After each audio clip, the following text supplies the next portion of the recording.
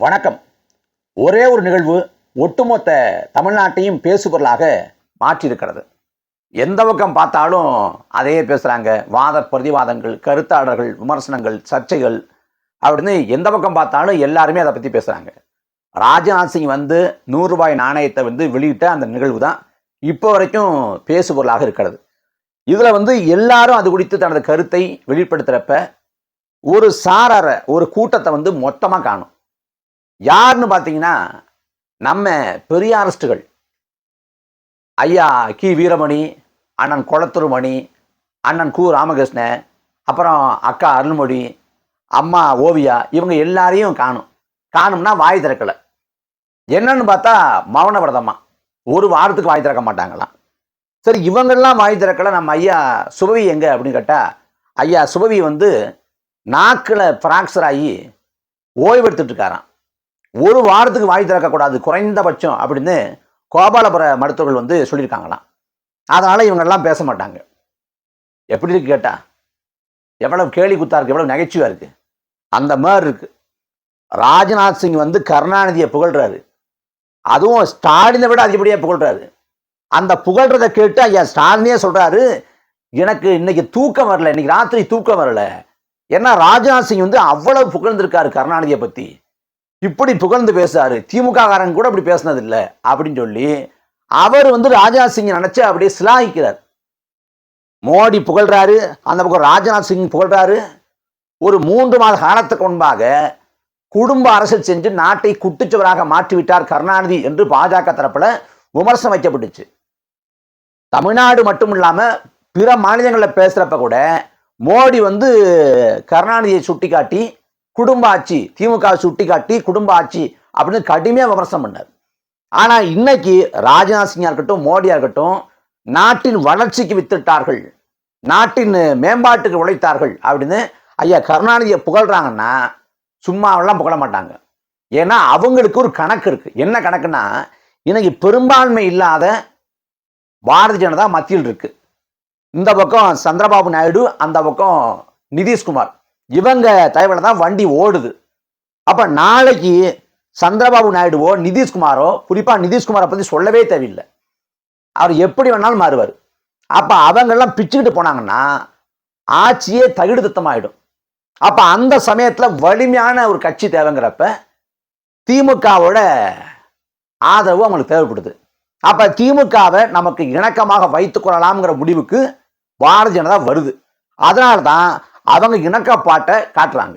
இந்த பக்கம் திமுக பொறுத்த வரைக்கும் அடிப்படையில் அவங்க திராவிட கொள்கை, பார்ப்பனிய எதிர்ப்பு, மூட நம்பிக்கை ஒழிப்பு, பகுத்தறிவு பரப்புரை, தந்தை பெரியார், அறிஞர் அண்ணா, திராவிட மாடல், நீதி கட்சி, தியாகராயர், நடேசனார் அப்படின்னு என்ன வேணாலும் அளக்கலாம். ஆனா அடிப்படையில் திமுகவுக்கு இந்த கொள்கை எல்லாமே வாக்களை பெறுவதற்கு அவங்க சொல்லக்கூடிய ஒண்ணுதான்.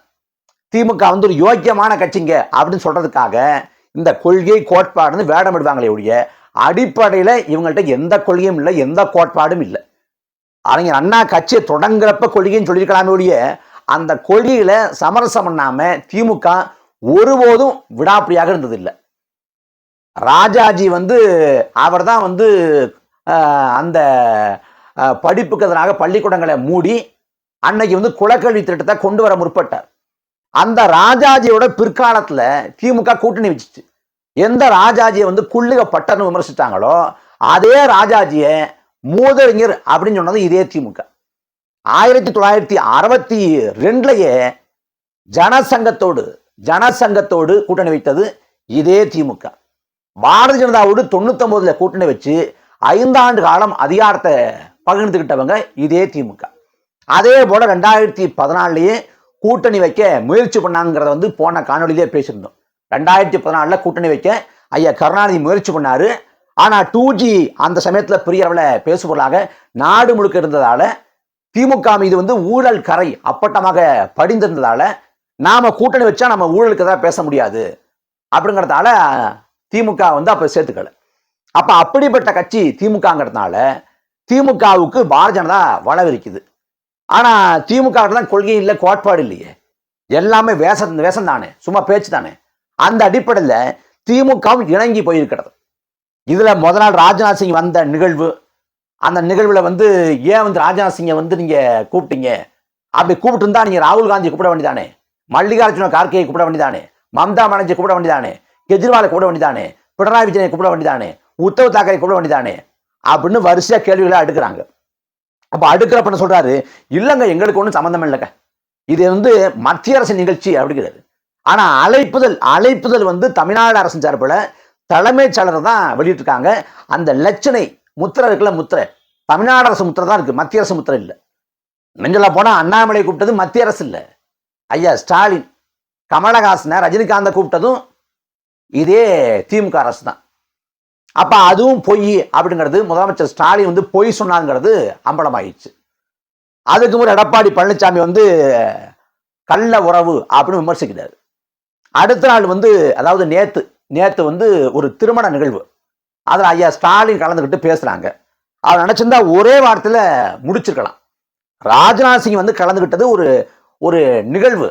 இதனால வந்து எங்களுக்கு சாயம் பூசாதீங்க, எந்த காலத்திலையும் நாங்க வந்து பாஜகவோட கூட்டணி வைக்க மாட்டோம், தேர்தல் உறவு கிடையாது, கூட்டணி உடன்பாடு கிடையாது, ஒருபோதும் பாரதிய ஜனதாவோடு திமுக கூட்டணி வைக்காது, 2026 இருக்கட்டும் 2029 இருக்கட்டும் எப்பயும் கூட்டணி கிடையாது அப்படின்னு ஒரு வார்த்தை சொல்லியிருந்தாருன்னா இன்னைக்கு அளவுக்கு பேசுபொருளாக ஆகியிருக்காது.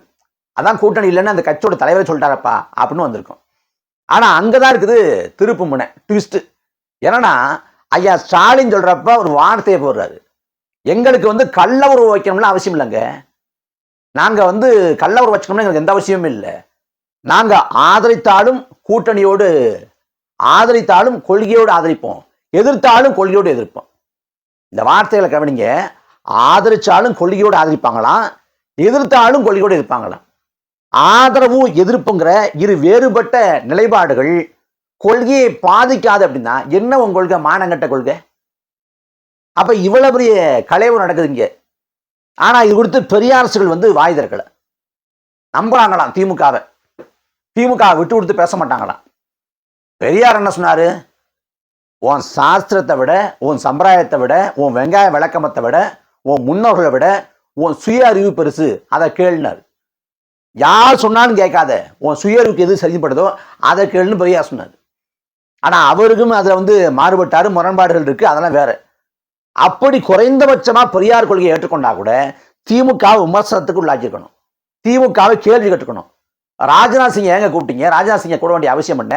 இன்னைக்கு வரைக்கும் தமிழ்நாட்டுக்கு வர வேண்டிய நிதியை கொடுக்க மாட்டேங்கிறாங்க, தமிழ்நாட்டுக்கான நிதி பங்கீட தர்றதில்லை, ஒரு பேரிடர் காலத்துல வந்து தேசிய பேரிடரா அறிவிக்க சொன்னா அறிவிக்கிறது இல்லை, அப்பயும் உரிய நிதியை தர்றதில்லை, வந்து பாதிக்கப்பட்ட மக்களை வந்து மோடி பார்க்கறது இல்லை, தமிழக சட்டசபையில மசோதாக்களை ஏற்றுனா ஒப்புது தர்றதில்லை, அதை கிடப்பில் போடுறாரு ஆளுநர் தேவையில்லாமல் பேசிட்டு இருக்காரு, குடைச்சலை கொடுத்துட்டு இருக்காரு.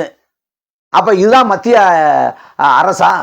இந்த மத்திய அரசை வந்து ஒருபோதும் ஏற்க முடியாது அப்படின்ற நிலைப்பாட்டில் திமுக இருந்திருந்தா அது சரி. ஆனா அந்த நிலைப்பாட்டில் இல்லாம இந்த பக்கம் வந்து நாங்க கட்சியா வந்து கலந்துக்க மாட்டோம், ஆட்சியா கலந்துக்குவோம், நாங்க நிதி ஆயோக்கு போக மாட்டோம், ஆனா ராஜ்நாத் சிங்கை இங்கேயே கூப்பிடுவோம்னா இது இரட்டை நிலைப்பாடா இல்லையா? இது இரட்டை நாக்கா இல்லையா? இது சந்தர்ப்போதமா இல்லையா? இது எதையுமே கேள்வி கேட்க மாட்டேங்கிறாங்களே, இது எதையுமே கேள்வி கேட்கறது இல்லை. நான் திரும்ப திரும்ப சொல்லிட்டேன், நான் இன்னும் பல தடவை பேசுவேன். என்னன்னா ரகுபதி வந்து திராவிட மாடலோட முன்னோடி ராமர்னு பேசிட்டாரு. அபத்தத்திலையும் அபத்தம், கேடுகட்ட அபத்தம், படு கேவலம். இந்த பேச்சை கண்டிக்க இந்த பெரியாரிஸ்டுகளுக்கு மனம் இல்லை.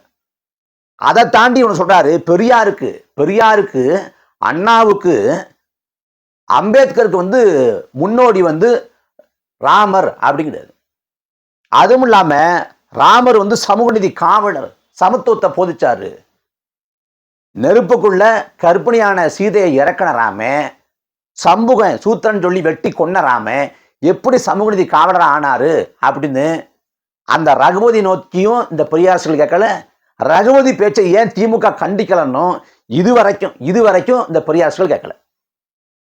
இப்ப கூட்டணி கட்சி வச்சுங்களேன், இப்ப இந்திய கம்யூனிஸ்ட், மார்க்சிஸ்ட் கம்யூனிஸ்ட் கட்சி, இல்ல விசிகா, மதிமுக, இல்ல இன்னும் கூட்டணி கட்சிகள்னா அவங்க வந்து ஒரு ஒப்புதலுக்கு போயிட்டாங்க, ஒரு உடன்பாட்டுக்கு போயிட்டாங்க.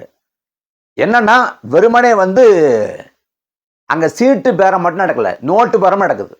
இந்த கட்சிகள் இயங்குவதற்கான பொருளாதார ஆதாரத்தை, பொருளாதார அந்த மூலத்தை வந்து கொடுத்து கொண்டிருப்பது திமுக. நாங்க எந்த கட்சிட்டையும் காசு வாங்க மாட்டோம், எந்த முதலாளிட்டையும் காசு வாங்க மாட்டோம் அப்படின்னு சொன்ன இந்திய கம்யூனிஸ்டும் மார்க்சிஸ்ட் கம்யூனிஸ்ட் கட்சியுமே கோடிக்கணக்காக திமுக கிட்ட வாங்கியிருக்கிறப்ப மற்ற கட்சியை பற்றி சொல்ல தேவையில்லை. அதனால அவங்க காசு கொடுத்து கான்ட்ராக்ட் போல, ஒப்பந்தம் போல இந்த கட்சிகள் இன்னும் பல ஆண்டுகளுக்கு திமுக புக் பண்ணிடுச்சு. அதனால ஒருபோதும் வாய் திறக்க மாட்டாங்க, ஒருபோதும் எதிர்த்து போராட மாட்டாங்க, ஒருபோதும் கண்டிக்க மாட்டாங்க. அப்படி கண்டிப்பதாக இருந்தா அதிகாரிகள் தப்பு பண்றாங்க, அரசுக்கு சம்பந்தம் இல்லை, காவல்துறை தப்பு பண்ணுது, ஸ்டாலினுக்கு சம்பந்தம் இல்லை, இப்படிதான் பேசுவாங்க. ஆனா இந்த பெரியார்களுக்கு என்ன கேடு வந்துச்சு? அவங்க தேர்தல் பாதிக்க வர்றது கிடையாது, அவங்க தேர்தலை பாதிக்க வர்றது கிடையாது, கூட்டணியும் கிடையாது, ஒரு இளவும் கிடையாது. குறைந்தபட்சம் விமர்சனத்தை வைக்கலாமே, அது கூட வாய் திறக்க மாட்டாங்க. அப்படின்னா இங்க பாஜக பி டீம்ங்கிறது நாம் தமிழர் கட்சி நோக்கி, பாஜக பி டீம் சொல்லி நாம் தமிழர் கட்சி நோக்கி அவ்வளவு பாய்வாங்க. அப்ப நாம் தமிழர் கட்சி இவ்வளவு பிரச்சனை, ஆனா பாஜக பிரச்சனை இல்லை. நாம் தமிழர் கட்சி வந்துடக்கூடாது, நாம் தமிழர் கட்சி எழுந்துடக்கூடாது.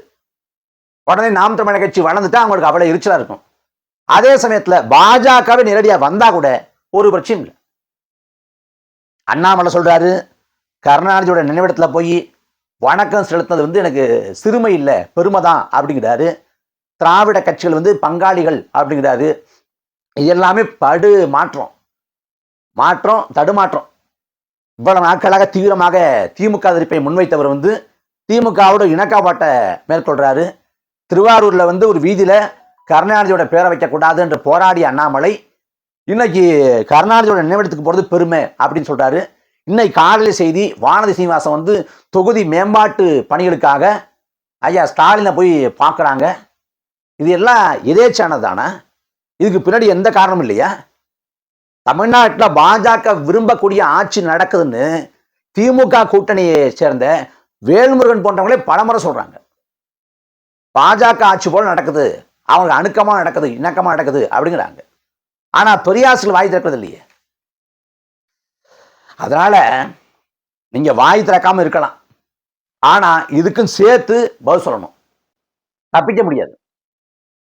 வரும் காலம் ரொம்ப சோதனையான காலமா இருக்கும்.